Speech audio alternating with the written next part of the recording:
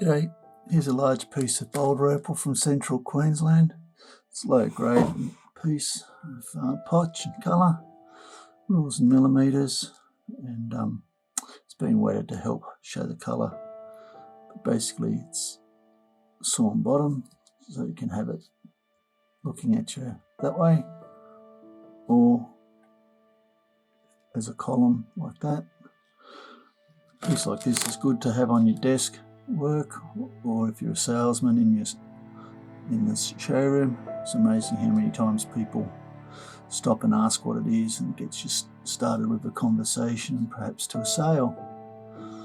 But this isn't a very spectacular piece, so if it gets taken from your desk, you haven't lost a lot of money.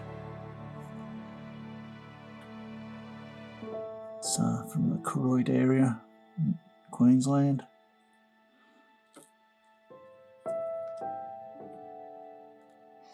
Anyway, I hope you've enjoyed looking at that. Cheers.